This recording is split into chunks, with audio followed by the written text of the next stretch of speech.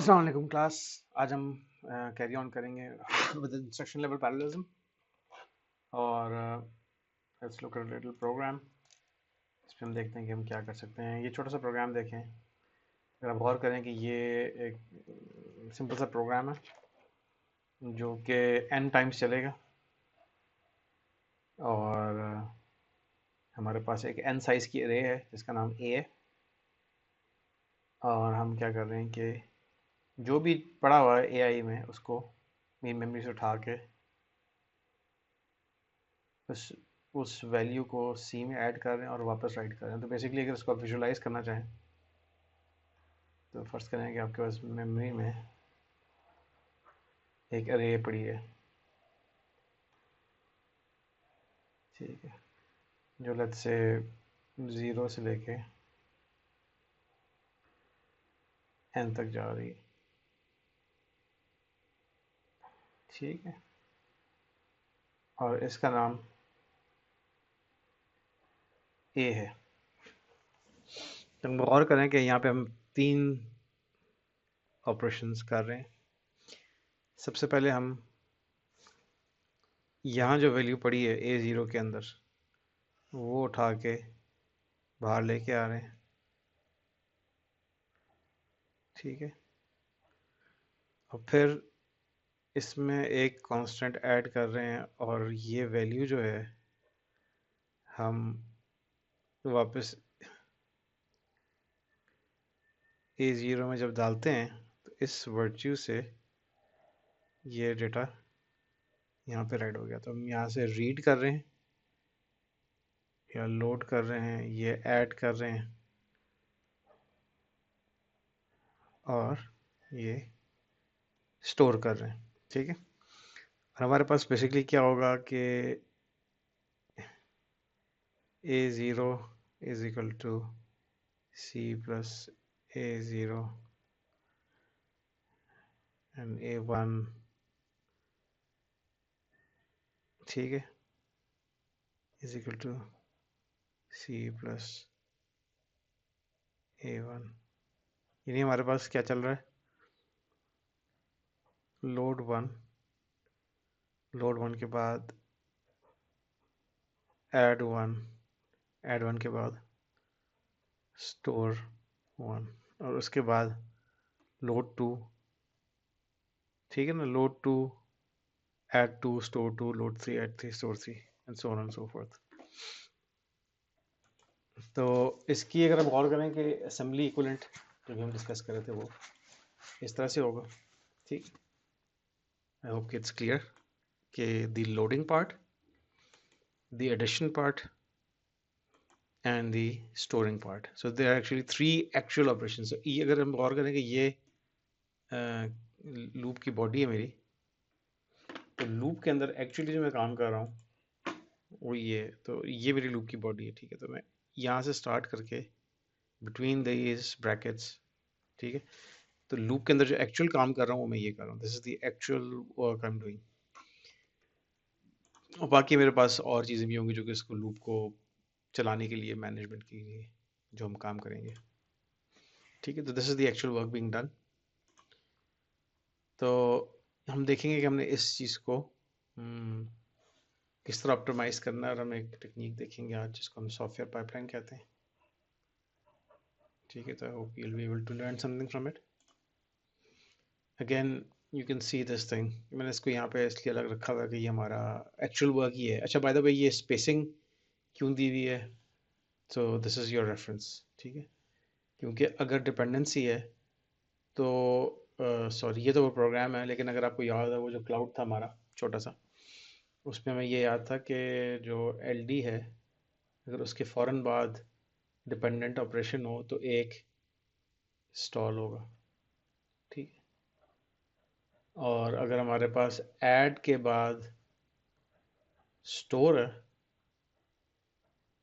Dependent, तो उसके दरमियान में 2 स्टॉल साइकिल्स होंगे, ठीक है। ये हमें ऑलरेडी कर चुके हैं लास्ट क्लास के अंदर, लास्ट लेक्चर में ज़्यादा, ठीक है। तो ये बेसिकली स्टॉल साइकिल्स उनको रिप्रेजेंट कर रहे हैं, ठीक है। ये हम वही आर्किटेक्चर जो हमने लास्ट टाइम डिस्कस किया था, अगर आपको याद नहीं आ रहा तो वो दोबारा देख लीजिएगा लेक्चर, ठीक है, उसमें एट लेंथ इस चीज़ को डिस्क्राइब किया है, हमने इसी चीज़ को डिस्कस किया है। तो this load, sorry this add depends on this load, तो इसके दरमियान में एक stall cycle, and this S D depends on this add, तो इनके दरमियान में, ठीक है। तो अभी जो मैं आपको चीज़ बता रहा था कि आइट्रेशन 1 के लिए, ठीक है,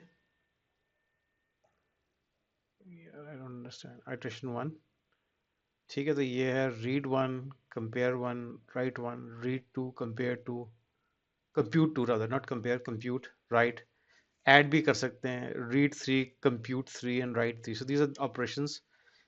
और ये बात क्लियर है, और हम लोग देखेंगे कि ये जो ऑपरेशंस हैं ये अलग अलग कंपोनेंट्स हार्डवेयर के हैं, इनको एग्जीक्यूट कर रहे होते हैं, ठीक है। तो जो चीज़ रीड कर रही होगी वो राइट नहीं कर रही होगी, जो कंप्यूट कर रही होगी वो एएलयू होगा, और इस चीज़ को हम आगे भी एक्सपेंड करेंगे जब हम लोग मल्टी इशू प्रोसेसर्स को देखेंगे, ठीक है। गोइंग फर्दर, ये सारी लूप इटरेशंस हैं, बाय द वे सॉरी ये आ गया आपको जो बबल था जिसको मैं कह रहा था, क्लाउड, ठीक है, ये आपको याद आ गया होगा। गोइंग फर्दर, ये हमें पता लग रहा है, अच्छा नेक्स्ट नेक्स्ट चीज़ क्लियर कर दूँ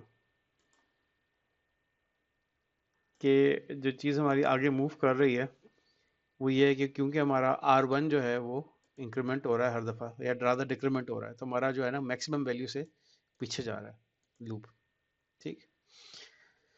सो we are starting from n and going back down to 0, ठीक है, तो that's the loop we are running, ठीक है। तो अगर हम इस चीज़ को कंसिडर करें कि ये सारे हार्डवेयर सेपरेट हैं, तो हम एक इस तरह का एक सिस्टम बना सकते हैं, this would represent a multi issue system in a sense, जिसके अंदर जिस वक्त लोड हो रहा होगा उस वक्त ऐड भी हो सकता है, और अगर इधर आ जाएं कि जब स्टोर हो रहा है उस वक्त ऐड भी हो सकता है, उस वक्त लोड भी हो सकता है एट द सेम टाइम, ठीक है।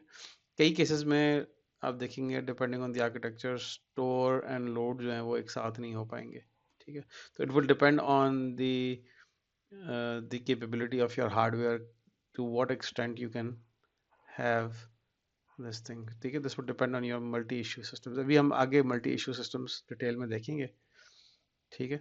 लेकिन just get the idea of a software pipeline and then we will talk about multi-issue. But I hope you can understand के the reason why we have this pipeline. अब गौर करें by the way, अक्सर लोग इसमें confuse हो जाते हैं, this is ये instruction pipeline नहीं है, this is not instruction, क्या ये instruction pipeline है? इसकी शक्ल बिल्कुल instruction pipeline की तरह की लग रही है, क्या ये instruction pipeline है? ये instruction pipeline नहीं है, so this is something which we can exploit in a multi-issue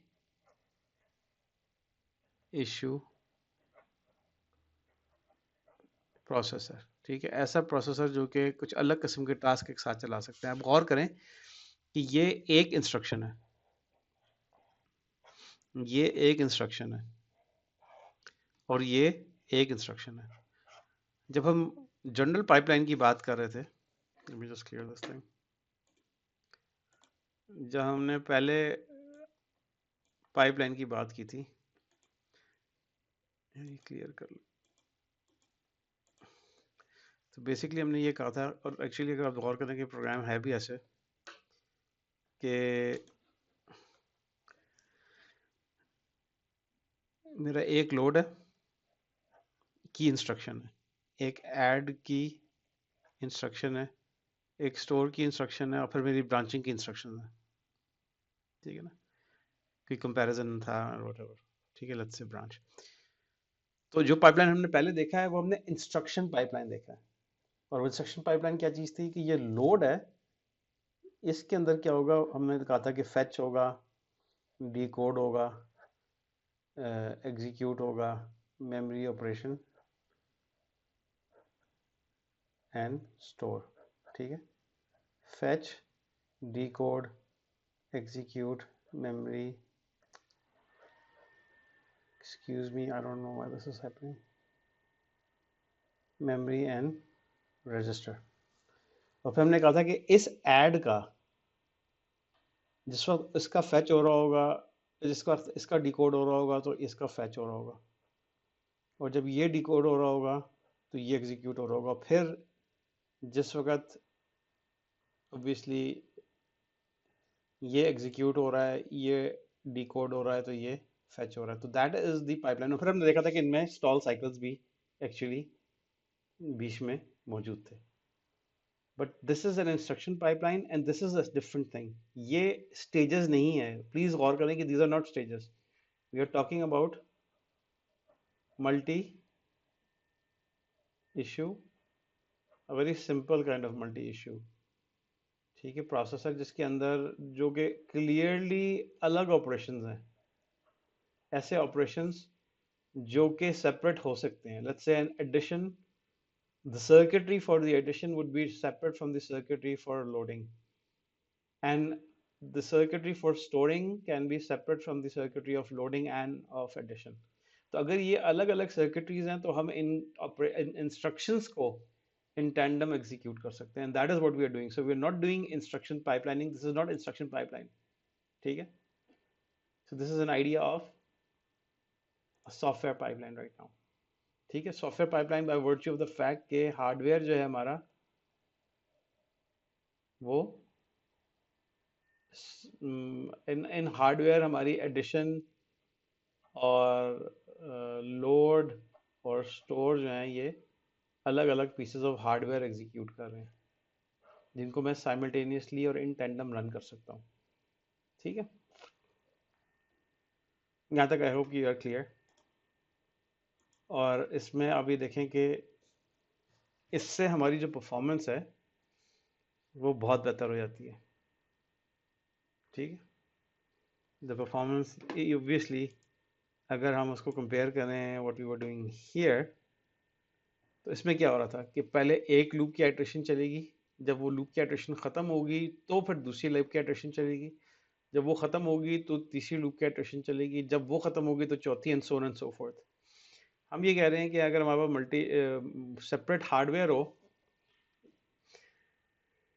spelling गलत है सेपरेट की, ठीक है, तो सेपरेट हार्डवेयर हो तो हम इस किस्म की पाइपलाइनिंग कर सकते हैं जिसके अंदर instructions are running in tandem. ठीक, अभी भी we are being affected by, लेकिन देखें तो the throughput is drastically better in this case compared to the previous case. I hope that's clear. Even though हमारे पास अभी भी ये stalls हैं, ठीक है, तो we have to see कि we still have these stalls, and is there a way, we have to decide if there's a way कि हम ये stalls जो हैं इनको remove कर सकते हैं कि नहीं कर सकते। ठीक है, तो ये हम आगे आगे देखते हैं। तो आई होप इट्स क्लियर कि ऐसे हार्डवेयर के अंदर जिसके अंदर ये सेपरेशन पॉसिबल हो, हम इस तरह का काम, रादर के कंपाइलर इस तरह का काम, सॉरी हार्डवेयर इस तरह की स्केजुलिंग कर सकता है। ठीक है, वो क्या करेगा कि जिस वक्त लोड हो रहा होगा, और by the way so basically ये इस तरह से है। ठीक है, हम इसको भी देखते हैं कि हम इसको ऑप्टिमाइज कैसे करेंगे मजीद। ठीक, आई होप इट्स क्लियर। इसमें जो इंटरेस्टिंग चीज़ है वो ये है कि जो ये मैंने बार बनाया है, और वो ये है कि this is in this particular case, in this particular loop, हमारे जो instructions eight the same time चल रहे होंगे, एट वन टाइम वो ये होंगे। तो एट लाइक फॉर एग्जांपल, और लेट्स से कि ये एक इन्फिनिट लूप है, लेकिन हमारे पास एक सिनेरियो इस तरह का भी हो सकता है, ये भी होगा सिनेरियो, फिर ये भी सिनेरियो है, फिर ये भी सिनेरियो है। ठीक है, तो हमारे पास at one point in time, ये मेरी टाइमलाइन अगर है, तो ऐड भी हो रहा है ऑफ द फर्स्ट आइट्रेशन, और रीड हो रहा है ऑफ द, सॉरी लोड हो रहा है, रीड हो रहा है ऑफ द थर्ड आइट्रेशन। यहाँ पे मेरा कंप्यूट हो रहा है और ऐड हो रहा है ऑफ द सेकंड आइट्रेशन, और at the same time I am reading या loading from the fourth iteration. और यहाँ पे हम देखें कि आगे गोइंग फॉरवर्ड हमारा इस तरह का चलेगा, obviously depending on the size of the loop, कि देयर इज अ पॉसिबिलिटी कि for a number of iterations, ये ऐसे बताया, I don't have enough space to show it here, at any point in time I will be doing iteration of writing for one iteration, computing for another iteration, and reading for yet another iteration. अब ये मेरे लिए interesting क्यों है? Why are these interesting for me? They're interesting for me because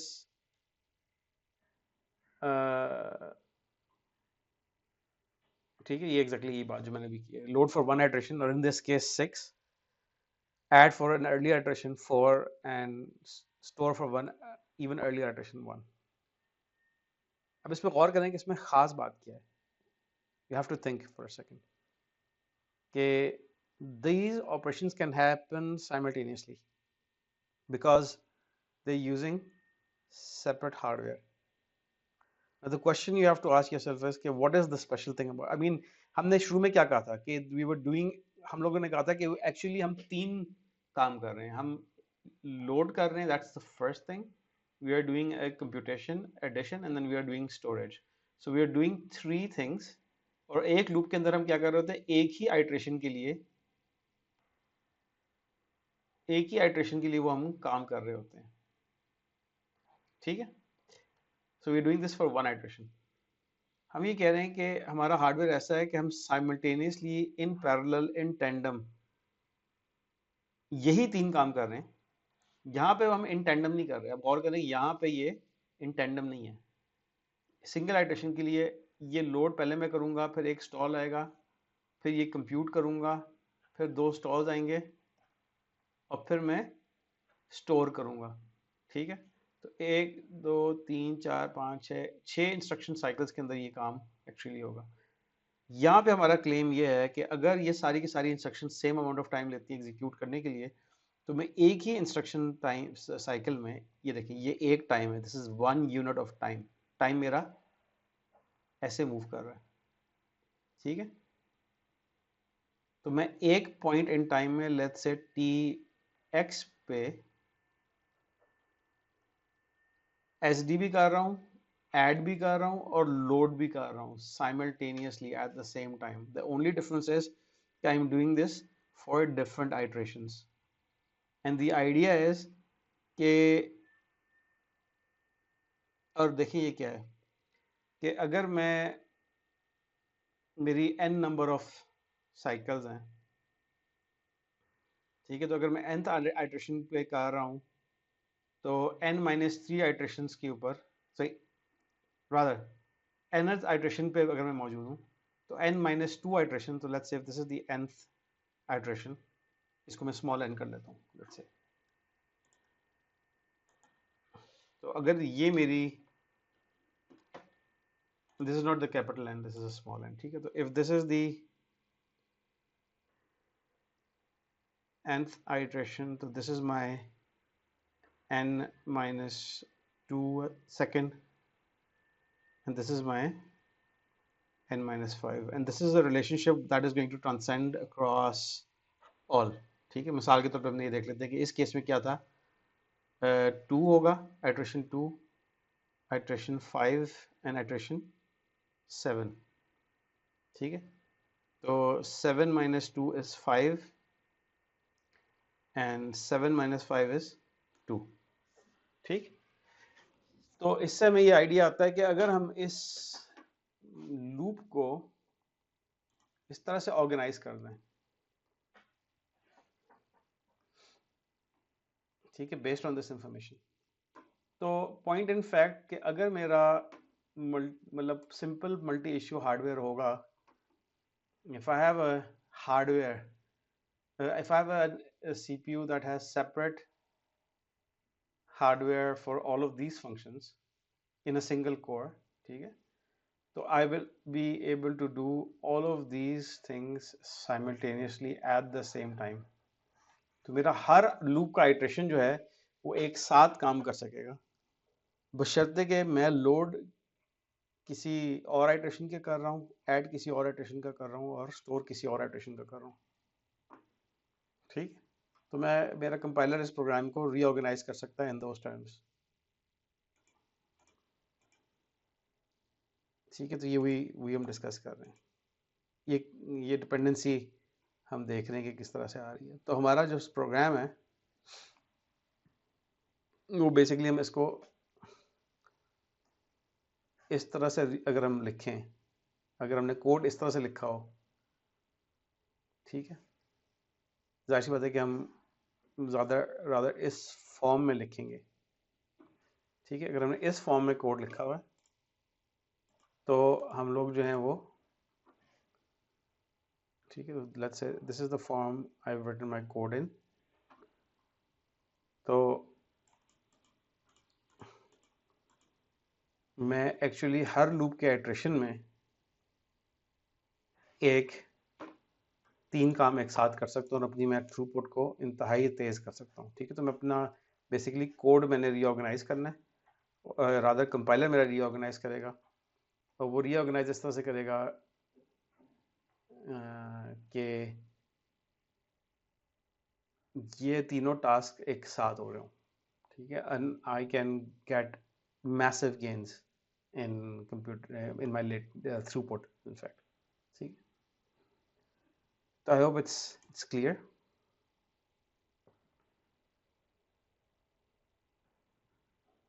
ये थोड़ी सी इसकी discussion है, ये हमने एक एग्जांपल दी हुई है कि कुछ डिसएडवांटेजेस हैं इसके। डिसएडवांटेजेस क्या होंगे कि inherently it does not reduce loop overhead.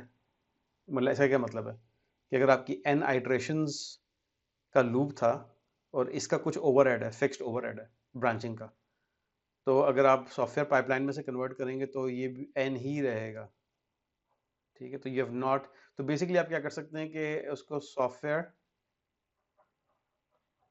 Pipeline reordering कर लें और अगर कंपाइलर कर लेगा, और रीऑर्डरिंग के बाद नंबर 1 स्टेप 1 ये हो, और जो रीऑर्डर्ड लूप है उसको आप अनरोल कर सकते हैं। लेकिन इम्प्लिसिटली जो है ये, अगर n लूप्स की आइट्रेशन थी, n आइट्रेशंस का लूप था रादर, तो सॉफ्टवेयर पाइपलाइन रीऑर्डरिंग से जो है ये वैल्यू चेंज नहीं होगी। तो it's not a disadvantage, it's simply a point of observation. हाँ, एक डिसएडवांटेज ये है कि पोटेंशियली आपको हो सकता है कि रजिस्टर्स की तादाद बढ़ जाए, क्योंकि स्पेशली अगर बड़ा लूप हो तो आप क्या करना चाह रहे होते हैं कि यहाँ पे तो आप लेट्स से कि ये F0 में गया और F0 को आपने यहाँ इस्तेमाल किया, इन दोनों को ऐड करके F4 में डाल दिया, F4 को ही यहाँ पे इस्तेमाल कर लिया।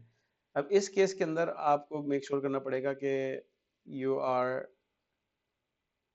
Using something else. मिसाल के तौर पे मैं अगर F4 में मोस्ट करंट वैल्यू डाल रहा हूँ, ठीक है, तो आप गौर करें कि मैं क्या कर रहा हूँ, यहाँ पे थोड़ा सा रजिस्टर्स की इस्तेमाल ज़्यादा हो गया। F4 में जो वैल्यू पड़ी है मैं उसको स्टोर कर रहा हूँ, लेकिन F4 की वैल्यू, आप गौर करें कि this is the entry point of the loop. तो सबसे पहले जब मैं एंटर होऊंगा इस लूप के अंदर तो F4 की वैल्यू क्या होगी।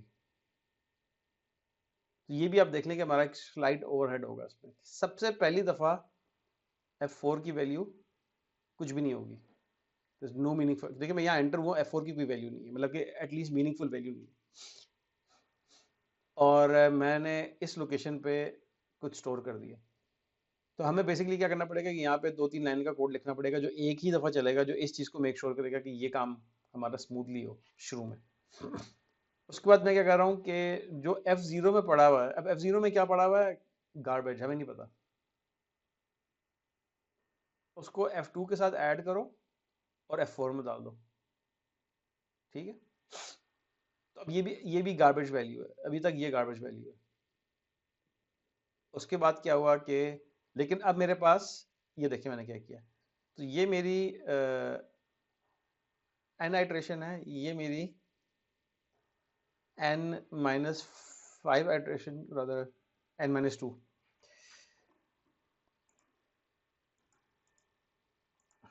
ठीक है। ये मेरी nth आइट्रेशन के लिए हो रहा है, ये मेरी n-2 आइट्रेशन के लिए हो रहा है, और एक्चुअली n-5 जो 1 है ना, जो फर्स्ट ऑपरेशन है वो ये हो रहा है।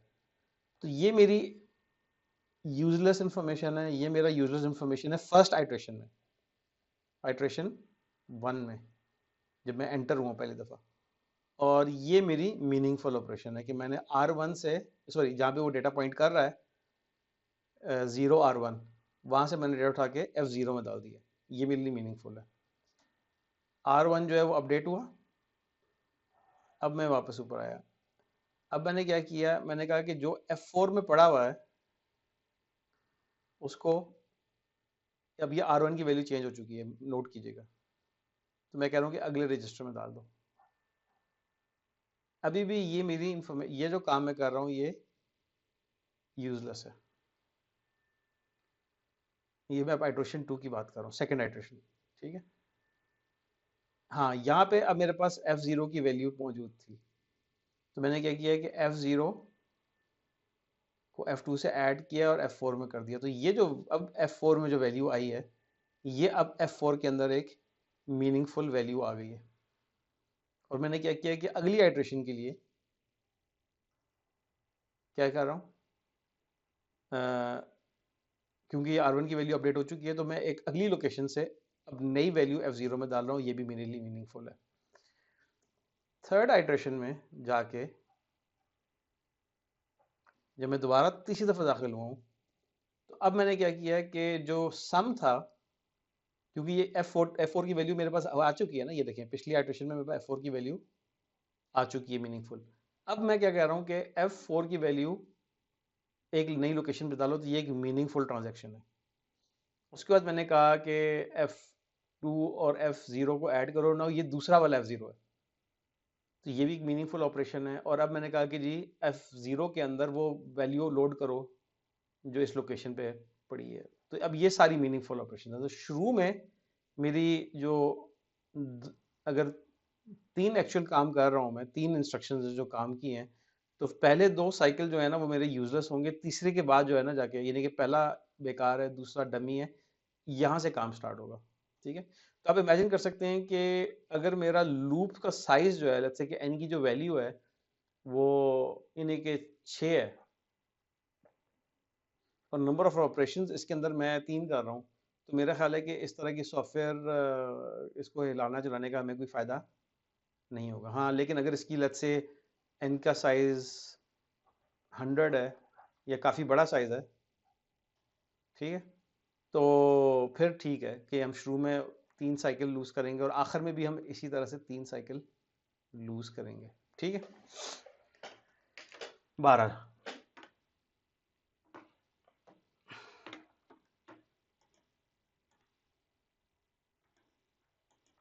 आगे चलते हैं।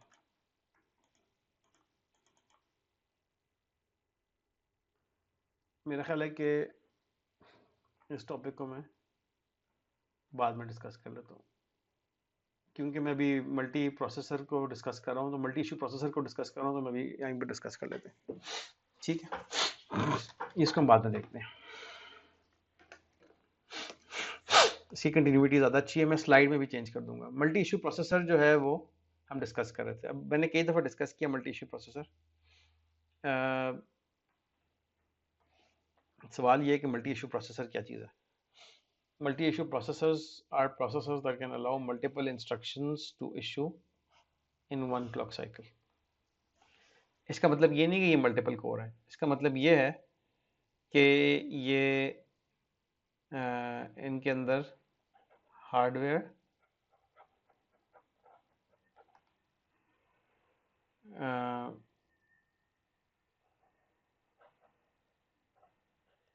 separate hardware for instruction classes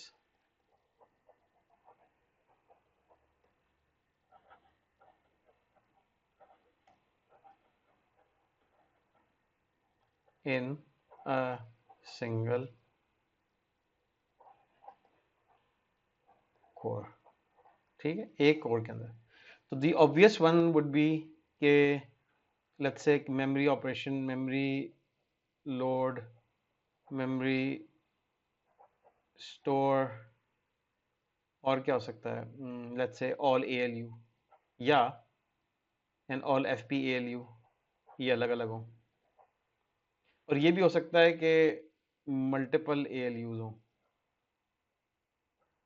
ठीक है, मल्टीपल FP ALUs हो, ठीक है, 1 and 2 और maybe 4, and all of them are inside a single core, which means the processor can issue multiple instructions at the same time.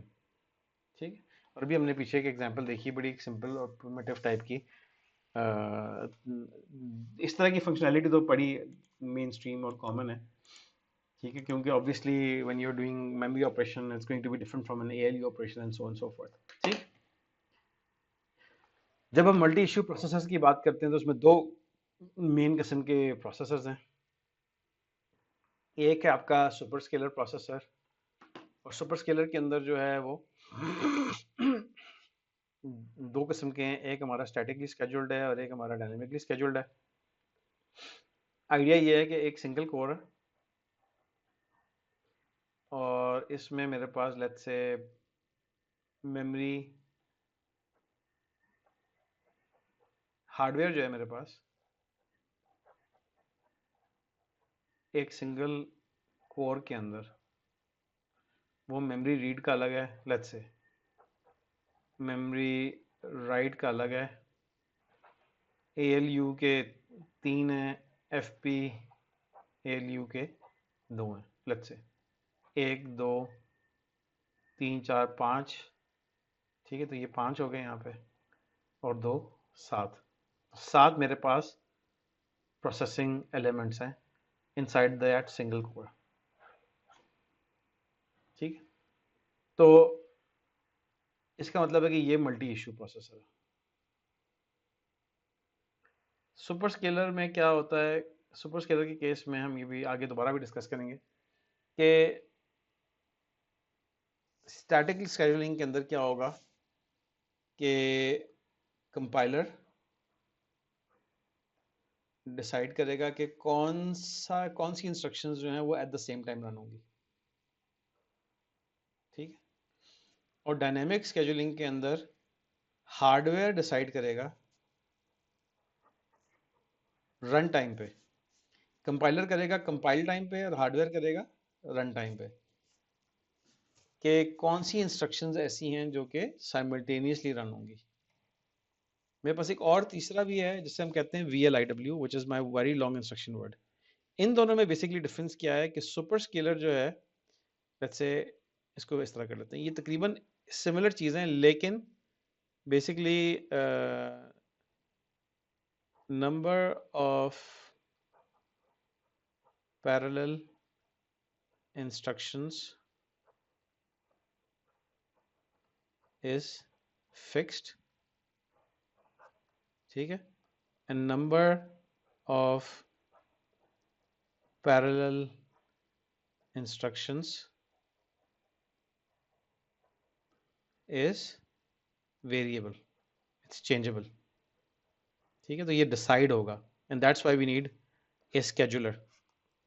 ठीक है, यानी कि मिसाल के तौर पे VLIW अक्सर ऐसा होगा, इसकी हम थोड़ा सा और डिटेल में डिस्कस करेंगे, कि वो दो इंस्ट्रक्शंस को eight the same time execute कर सकता है, और ये कंपाइलर ने डिसाइड करना होगा कि वो कौन सी दो इंस्ट्रक्शन जो एग्जीक्यूट कर रहा है। जबकि इस केस के अंदर क्या होगा कि फर्ज करें कि मैं ये कहता हूँ कि 7 इंस्ट्रक्शंस एक साथ एग्जीक्यूट कर सकता है, और मेरा कंपाइलर जो है जब उसके सामने प्रोग्राम प्रेजेंट किया जाएगा और वो उसको जब मशीन कोड जनरेट कर रहा होगा, तो द कंपाइलर कैन डिसाइड के how to organise the code eventually, कि ताकि मैक्सिमाइज करे इस चीज़ को और मैक्सिमम कोशिश करेगा कि वो 7 जो है इंस्ट्रक्शंस को एक साथ एग्जीक्यूट करे एज मच एज पॉसिबल। जबकि इस केस के अंदर डायनेमिक शेड्यूलिंग के अंदर जो है ये काम जो है ये हार्डवेयर ने रन टाइम पे देखना होता है कि मैं कितनों को कर सकता हूँ। जाहिर बात है इसका हार्डवेयर ओवरहेड ज़्यादा है, इसकी कॉस्ट ज़्यादा है, स्पीड इसकी थोड़ी शायद बेहतर हो, लेकिन इट्स आर्ग्यूबली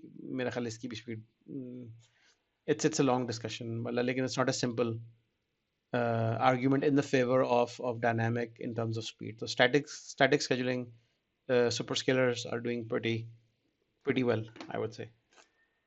ठीक है, but I hope you understand. तो excuse me.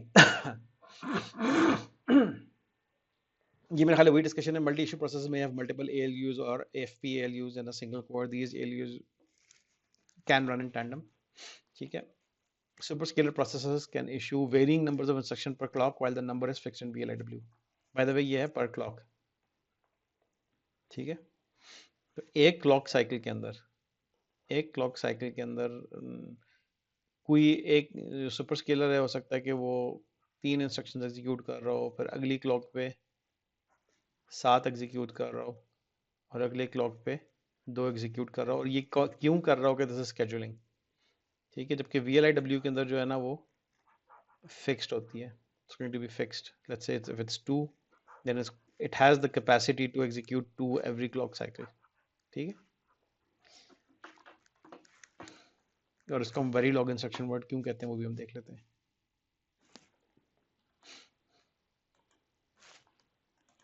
ठीक है जी, ये वही डिस्कशन है जो हमने अभी की है, ठीक है। दिस इज एग्जैक्टली वही है, टाइप हुआ हुआ है यहाँ पे, तो जब आप देखेंगे स्लाइड्स तो आपको नजर आ जाएगा। बाय द वे ये एपिक और VLIW they are very similar, ठीक है। ये हमारे ये तकरीबन वेरी सिमिलर आर्किटेक्चर्स, ये सिंपली ये है कि हार्डवेयर अलग है, ये टेक्सास इंस्ट्रूमेंट में और ये टाइटेनियम इंटेल के, ठीक है। अगर गौर करें कि ये स्टैटिक इन द सेंस कि जी the compiler is going to decide, primarily software scheduling जो है वो स्टैटिक है, ये भी कंपाइलर से आएगा, ठीक है। ऑल हजार्ड्स डिटरमिन्ड बाय और इंडिकेटेड बाय द कंपाइलर, ठीक है। सिमिलर ये, ठीक। अब हम इधर आते हैं, इधर इन दोनों को देखते हैं। स्पेकुलेटिव हम बाद में डिस्कस करेंगे, ठीक है।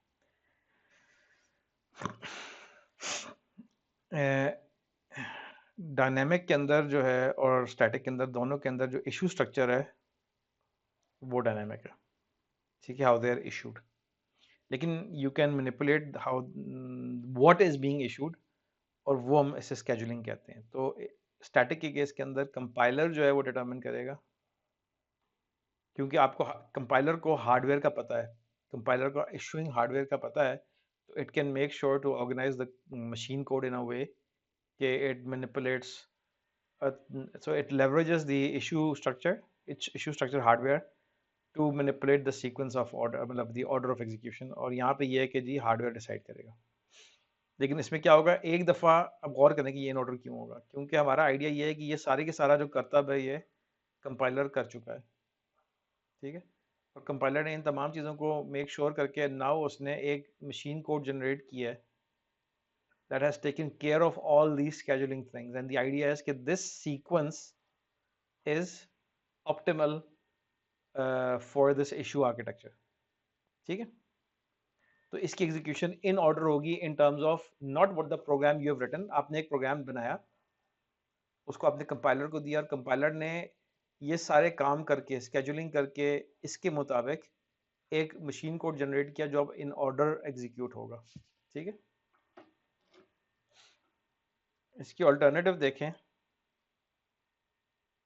कि जो आपका डायनेमिक सुपरस्केलर है, इसके अंदर आपने कोड लिखा, कंपाइलर ने उसको कंपाइल किया और लेट्स से मशीन कोड में कर दिया कन्वर्ट। अब ये जो मशीन कोड इसके पास आ गया है, इसको हार्डवेयर डायनेमिकली रीऑर्डर करेगा, ठीक है, to optimise the issue structure, ठीक है। And that's the idea behind it. तो some out of order execution but no speculation, ठीक है। तो स्पेकुलेशन भी हम बाद में भी देख लेंगे क्या है। आई hope you understand this concept. तो एक्सक्यूज मी, वापस हम आ गए इधर। ये प्रोग्राम याद है आपको? इस प्रोग्राम से हमने ये प्रोग्राम बनाया था लूप अनरोल करके। अब हम देखते हैं कि लेट्स से कि हम VLIW को देख लेते हैं। बाय द वे VLIW क्या है, इसको भी थोड़ा सा डिस्कस कर लेते हैं। VLIW से क्या बनता है? VLIW से बनता है वेरी लार्ज इंस्ट्रक्शन वर्ड, ठीक है, इसको कैपिटल कर लेते हैं,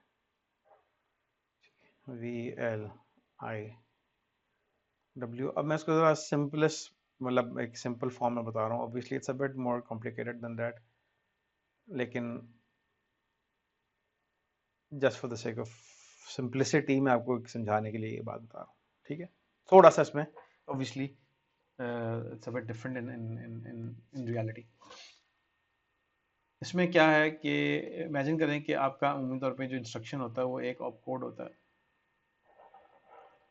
ठीक है, और इस ऑप कोड के अंदर वंस एंड जीरोस की सीक्वेंस होती है कोई, ठीक है ना, ऐसे ही होता है।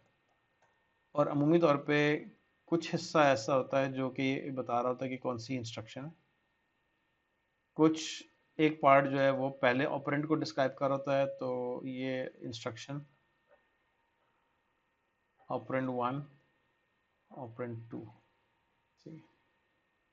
और इस चीज़ को, जो ऑप कोड है जो हम स्टोर कर रहे हैं, इसको हम कहते हैं इंस्ट्रक्शन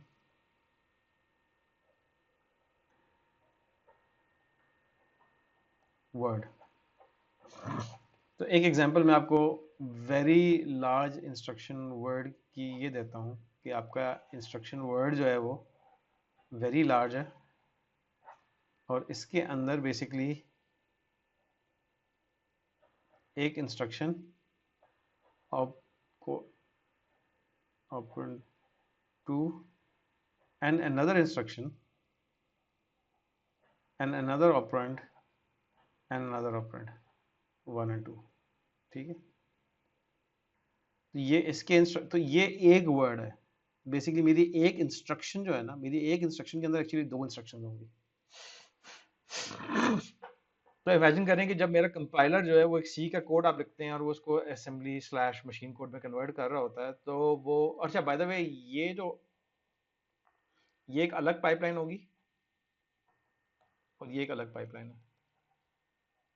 इसका मतलब ये है कि जो यहाँ पे है वो eight the same time execute हो सकता है जो यहाँ पे है। I mean these will execute eight the same time. जो कोर के अंदर दो अलग अलग प्रोसेसिंग एलिमेंट्स होंगे वो वहाँ पे पास आउट हो जाएगा।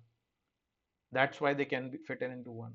तो मेरा, जब आप एक सी का कोड लिखते हैं और कंपाइलर के थ्रू पास होता है, और लेट्स से कि अब उसका एक विजुअलाइजेशन एंड असेंबली करेंगे, तो जो वो कोड लिखेगा मशीन कोड, तो उसमें हर लाइन जो है वो it potentially can have two instructions. तो बेसिकली कंपाइलर ने भी ऑप्टिमाइज करना है, that is why this is static, कि कंपाइलर ने डिसाइड करना है कि वो ये इंस्ट्रक्शंस क्या डालेगा दो दो, ताकि जो परफॉर्मेंस है वो मैक्सिमाइज हो, ठीक है। तो इस चीज़ को हम थोड़ा सा यहाँ पे देखेंगे, ठीक। मेरा ख्याल आज VLIW तक करते हैं और इसको यहाँ पे डन करते हैं, ठीक है जी। VLIW मिसाल ले लें कि हमारे पास वही प्रोग्राम था और ये मेरी एक एक इंस्ट्रक्शन है, ठीक है।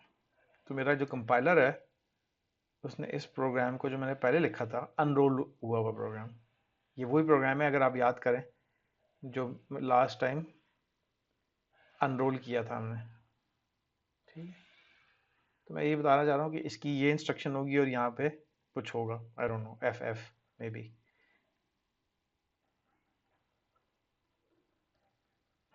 या समथिंग डमी, ठीक है।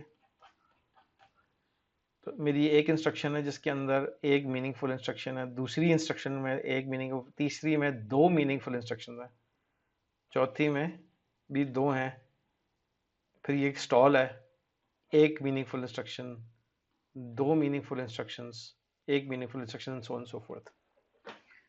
अब आप गौर करें कि जो नंबर ऑफ आइट्रेशंस हैं वो तो वही हैं जो पहले थी, लेकिन number of instructions in one iteration कितनी हो गई है मेरी? एक इंस्ट्रक्शन, दो इंस्ट्रक्शन, तीन, चार, पाँच, छः, सात, आठ, 9, 10, 11, जिसमें हमने कहा था कि ये हमारी इसको डिस्काउंट करेंगे, ये वाली और ये वाली, ठीक है। तो एक्चुअल वर्क क्या है, 1 2 3 4 5 6 7 8 9, तो 9 लाइन्स ऑफ इंस्ट्रक्शन के अंदर I am doing actually 3 times 4, 3 times 1 2 3 4 12, ठीक है। 9 में तो 12 एक्चुअल इंस्ट्रक्शंस में एग्जीक्यूट कर रहा हूँ 9 एक्चुअल इंस्ट्रक्शन साइकिल्स में, ठीक है। जब मैंने इस सिस्टम को 4 के साथ अनरोल किया है, 4 को के साथ किस तरह अनरोल किया है कि first second third and fourth iteration में एक साथ कर रहा हूँ, 4 आइटरेशन एक साथ कर रहा हूँ। बाय द वे दिस यहाँ पे ये मैं लूप अनरोलिंग की बात कर रहा हूँ, ठीक है, जो मैं अभी बात कर रहा हूँ 4 आइटरेशन, ठीक है। This is unrolled loop. ये पिछली एग्जाम्पल है जो हमने पिछली क्लास में की थी।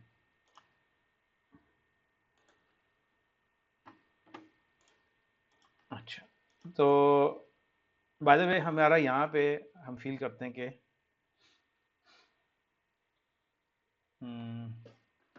थोड़ा टाइम ज़ाया हो रहा है इस जगह पे। We have a stall over here and we want to get rid of the stall. तो अभी तक हमने इसको अनरोल किया है बाय 4 डिग्रीज, ठीक है। तो इसका सोल्यूशन क्या हो सकता है, एक सोल्यूशन ये है कि हम इसको मज़ीद 1 डिग्री अनरोल कर लें, तो इसको हम कर देते हैं बाय 5 डिग्री अनरोल। तो बाय 5 डिग्री हम अनरोल करेंगे तो we manage to get rid of the stall, we spread out the dependencies. और हम क्या कर रहे हैं कि कितना सारा काम कर रहे हैं, how much actual work are we doing, we doing 3 into 5, ठीक है। 3 into 5 15 एक्चुअल इंस्ट्रक्शंस एग्जीक्यूट कर रहे हैं, ठीक है, जिसमें हमारे पास 5 लोड हैं, 5 स्टोर हैं, 5 ऐड हैं, ठीक है। तो 15 इंस्ट्रक्शंस। और एक्चुअल इंस्ट्रक्शन साइकिल्स कितने एग्जीक्यूट कर रहे हैं हम, 1 2 3 4 5 6 7 8 9 10। तो अब हम क्या कर रहे हैं कि 10 साइकिल्स में 15 इंस्ट्रक्शंस, ठीक है। So this is very good. Almost यानी कि हम हर साइकिल में 1.5 इंस्ट्रक्शन एग्जीक्यूट कर रहे हैं, ठीक है।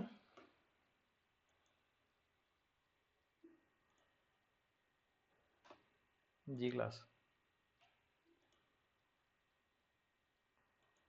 इसमें मेरे ख्याल है कोई अब क्लैरिटी होगी कि हमने इसको आगे शिफ्ट किया है, क्योंकि ये वाला जो लोड है उसका ऐड यहाँ पे होगा। और ये नीचे हमने क्यों किया, बाय द वे आप बताएं कि ये नीचे क्यों है, व्हाई इज दिस, ये ऐड ऊपर क्यों नहीं है, किसी को याद है? गौर करें कि लोड के बाद एक स्टॉल साइकिल होगा, तो हमने बेसिकली इसको थोड़ा डिस्टेंस दिया है ताकि जब ये एग्जीक्यूट हो तो इसको कोई इनके दरमियान में स्टॉल ना हो, क्योंकि ये जो है इस पे डिपेंडेंट है और ये स्टोर की जो इंस्ट्रक्शन है वो इस पे डिपेंडेंट है। तो अब देखें कि हमारे लिए ये इंटरेस्टिंग है और ये इंटरेस्टिंग है। तो यहाँ पे हमें 1 का फासला चाहिए, यहाँ पे 2 का फासला चाहिए, तो ये 2 का फासला हम यहाँ पे इसको दे रहे हैं, इसलिए यहाँ पे बीच में कोई स्टॉल नहीं आएगा। और इसी तरह से गोइंग फॉरवर्ड सबको इस तरह से डिस्टेंस मिल रहा है, ठीक है।